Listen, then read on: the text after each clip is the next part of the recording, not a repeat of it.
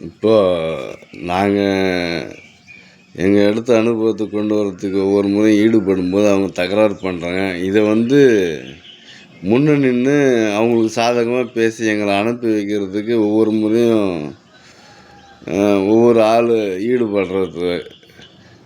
பார்த்திங்கன்னா first Mubarak வந்தது. Mubarak எல்லாருக்குமே தெரியும். அவர் வந்தாப்புல. அவர் அந்தளவுக்கு அனுபவசாலி. ஊர்லேயே ஒரு பெரிய மனுஷனாக இருக்கிறவர். தாராளமாக பேசலாம். உங்கள் பிரச்சனை என்னப்பா, அவங்க இடம் தான் இதுன்னு எல்லாருக்குமே தெரியும், விட்டுட்டு போங்கன்னு சொல்லலாம். இல்லை தெளிவாக மனநிறைவோடு யார் யார்கிட்ட என்னென்ன குறையுதுன்னு கேட்டு அதுக்கேற்ற மாதிரி வழி பண்ணியிருக்கலாம். அது பண்ணல. உங்கள் இடம் எங்கிது, உங்கள் இடம் எங்கிது, அடாவடியாக பேசுறது அது நியாயமே கிடையாது. அது எந்த விதத்தில் நியாயம் கிடையாது. காரணம் என்னென்னா, அவங்கவுங்க இடம் அவங்கவுங்க அனுபவத்தில் இருக்குது. நீ மொத்த இடமும் காடாக இருந்து சொல்லியிருந்துருக்கலாம், மொத்த இடமும் பயிர் வச்சுருந்தா சொல்லியிருந்துருக்கலாம். நாங்கள் ஆதி காலத்துலேருந்து அப்ஜெக்ஷன் பண்ணிக்கின்னு எங்கள் இடம் எங்கள் அனுபவத்தில் வச்சுக்கிட்டு இருக்கிறோம். அவங்கவுங்க இடம் அவங்கவுங்க அனுபவத்தில் இருக்கும்போது உங்கள் இடம் எங்கே இருக்குதுன்னு சொல்கிறதுக்கான வாய்ப்பு கிடையாது. முபாரக் பேச்சு ஓகே.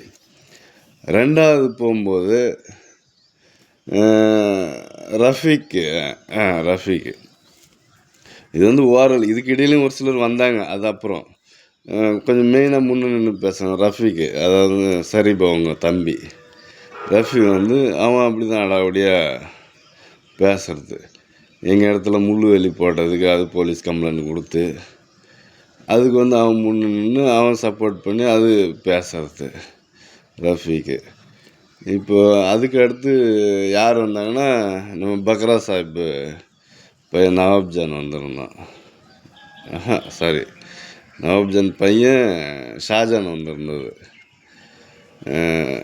அவன் முன்னிறுத்தான். இது என்னன்னா, ஒவ்வொருத்தரோட விஷயமும் முழுசாக தெரியுதா என்னன்னு தெரியல. ஆனால் இடையில ஏதோ ஒரு பிரச்சனை. இப்போ அதே ஷாஜானே கூட தான் நல்ல அனுபவசாலி, 4 பேர் மதிக்கத்தக்க ஒரு ஆள்.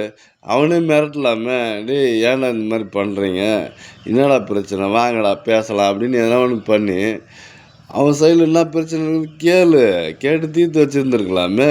எதுவுமே பண்ணாமல் அடாவடியாக பேசி இப்படி வந்தால் அப்படி போகிறது, அப்படி வந்தால் இப்படி போகிறது, இப்படியே தப்பிச்சிக்கின்னு காலத்துக்கும் போகிற மாதிரி விதமாக சப்போர்ட் பண்ணி பேசுகிறாங்க. அது முடிஞ்சது. அதுக்கடுத்து இப்போ ஜமீல் அவங்க அண்ணன், நம்ம ஜப்பார் பாய் அவங்க பையன் நினைக்கிறேன். ஜமீல் அவங்க அண்ணன் முன்னு பேசியிருக்கிறாப்புல. இது மாதிரி ஒவ்வொரு முறையும் அவனுக்கு சாதகமாகவே. இப்போ ஒன்றுமே இல்லை.